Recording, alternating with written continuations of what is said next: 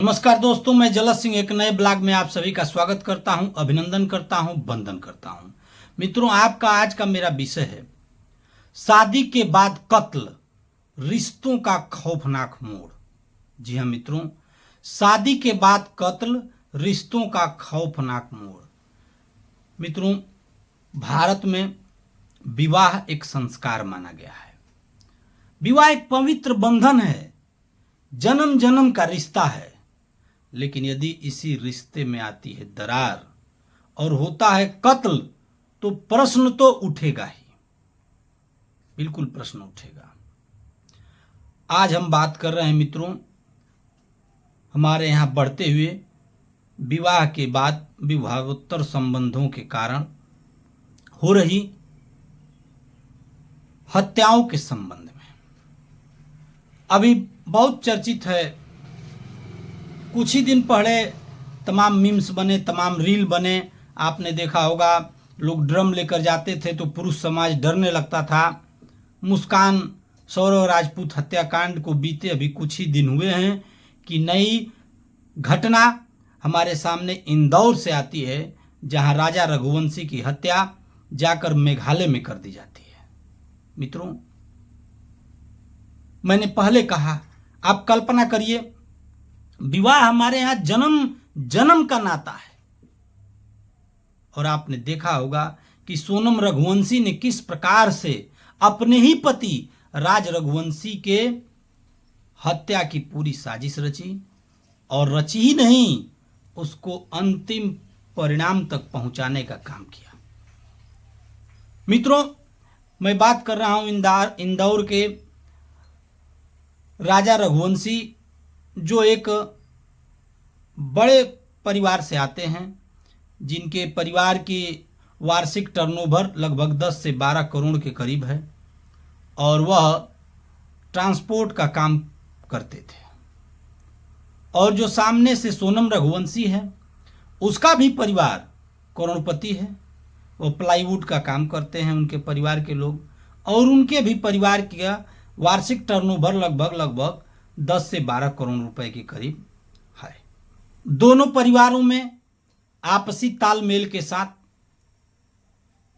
Arrange marriage की व्यवस्था की गई और धूमधाम से शादी मनाई गई। और इसमें एक ज्योतिष का भी मामला है। लड़की भी मांगलिक थी, लड़का भी मांगलिक था। तो आप जानते हैं, हमारे यहाँ मांगलिक यदि लड़का होता है तो मांगलिक लड़की खोजनी पड़ती है, और यदि मांगलिक लड़की है तो मांगलिक लड़का खोजना पड़ता है। और खोज करके दोनों की कुंडली मिला करके और शादी संपन्न हुई। विवाह में कहीं भी ऐसा नहीं लगा कि न तो राजा रघुवंशी कहीं से विचलित हुए हों, न सोनम विचलित हुई हो। सोनम को भी देखकर विवाह के तमाम वीडियो जब बाद में जारी हुए हैं, वह उछल रही है, कूद रही है, नाच रही है और पूर्ण रूप से संतुष्ट है। और यह जोड़ा चाहता है कि हम कश्मीर जाएं, कश्मीर हनीमून मनाने, लेकिन चूंकि वहाँ आप जानते हैं कि आतंकवादी घटना हो जाती है, तो ये लोग शिलांग जाने का योजना रचना बनाते हैं और टूर पर ये लोग चले जाते हैं। हनीमून पीरियड के दौरान ये असम जाते हैं, असम में माता कामाख्या का दर्शन करते हैं। वहाँ से यह लोग फिर शिलांग के लिए रवाना हो जाते हैं। वहाँ जाने के बाद जाकर के राजा रघुवंशी की हत्या हो जाती है। 23 मई को ये हत्या हुई है, 2 जून को उनकी लाश बरामद हुई। इधर पूरे देश में तहलका मच गया कि हाँ भाई, ये तो बांग्लादेशी लेकर चले गए, ये है वो है, तमाम बातें आ रही थी। पुलिस ने अपने स्तर पर ऑपरेशन हनीमून चलाया, और पुलिस का शक तब गहरा हुआ जब वहाँ के एक लोकल गाइड ने यह बताया कि 3 लोग पीछा कर रहे थे और वो हिंदी बोल रहे थे। और इसके बाद पुलिस अंदर तह तक जाती है। गाजीपुर से सोनम का बरामद होना, फिर पुलिस का इंदौर में राज कुशवाहा को गिरफ्तार करना, ये सारी प्रक्रिया सामने आती है। उसके बाद कंक्लूजन ये निकलता है कि सोनम ने ही अपने पति राजा रघुवंशी की हत्या सुपारी देकर के कराई, और स्वयं भी ये उसको ढकेलने में शामिल है। अब मित्रों, बात आती है कि क्या यही प्यार है? क्या यही शादी है? जब तुमको उसके साथ नहीं रहना था तो शादी क्यों की? नहीं करना चाहिए ना। आखिर वो भी तो किसी का बेटा है, उसको भी तो किसी माँ ने जना है, किसी का दुलारा है। अरेंज मैरिज हुई है, व्यवस्थित तरीके से तुम नाच रही हो, गा रही हो। तुमको शादी नहीं करना था तो शादी नहीं करती, तलाक ले सकती थी, तुम्हारे पास कानूनी विकल्प था, तुम उसको छोड़ के चली जाती। यदि वो तुम्हारा पीछा करता तो बात आती। धूमधाम से शादी करती हो, हंसी खुशी से हनीमून पे जाती हो और उसकी हत्या करती हो। किसके लिए? राज कुशवाहा कौन है भाई? राज कुशवाहा क्या है?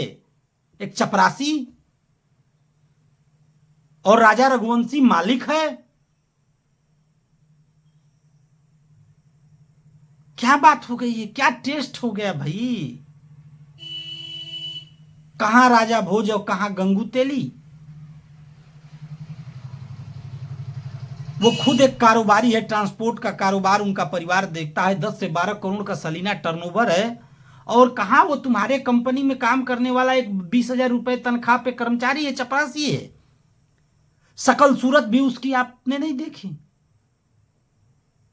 राजा रघुवंशी की शकल सूरत देखिए, पारिवारिक प्रतिष्ठा देखिए, सामाजिक स्टेटस देखिए और उसके प्रेमी का तुलना करिए तो पता चलता है। और यहीं तक ये नहीं रुकता, आप भूले मत सौरभ राजपूत को। वो नेवी से रिटायर्ड था, बेकरी में काम करता था, वह संपन्न था, हैंडसम था। और उसका प्रेमी साहिल शुक्ला, यदि आप उसको देख लें, मतलब क्या टेस्ट हो गया है। वहां अरेंज मैरिज थी रघुवंशी में, यहां लव मैरिज थी। लव मैरिज करती हो, लव मैरिज करती हो, तुम्हारा देखभाल करता है, तुम्हारा खर्चा उठाता है और एक चिरकुट के साथ मिलकर के उसकी तुम हत्या करा देती हो। उसके टुकड़े करके उसको ड्रम में सीमेंट से पैक करके जा करके शिमला घूमती है। मेरठ की यह घटना आप भूले नहीं होंगे। ऐसी ही एक घटना प्रगति यादव, दिलीप यादव और उसका प्रेमी अनुराग। शादी होती है धूमधाम से, सब कुछ ठीक है, लव मैरिज भी था।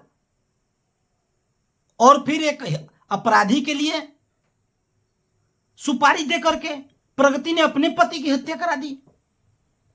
और अभी जब ये राजा रघुवंशी का प्रकरण चल रहा है, इसी दौरान सिद्धार्थनगर का एक मामला आया है। ये संगीता है, कन्नन उसका पति था, अमित शुक्ला उसका, अनिल शुक्ला उसका लवर है। और उसको ले जाकर के जो है बलरामपुर के पास राप्ती नदी में, नशा का वो आदी था, अपने पति को ढकेल दी राप्ती नदी में। जब पुलिस को यह पता चली कि हाँ भाई ये पत्नी ही लेकर गई है, कड़ाई से पूछताछ हुई तो पता चला कि पत्नी ने ही उसकी हत्या करा दी। भैया क्या हो गया है समाज को? क्या कारण थे हत्या के? पहले में आप देखेंगे तो न तो पैसे की कमी है, न तो शकल सूरत की कमी है, न तो कोई जोर जबरदस्ती है।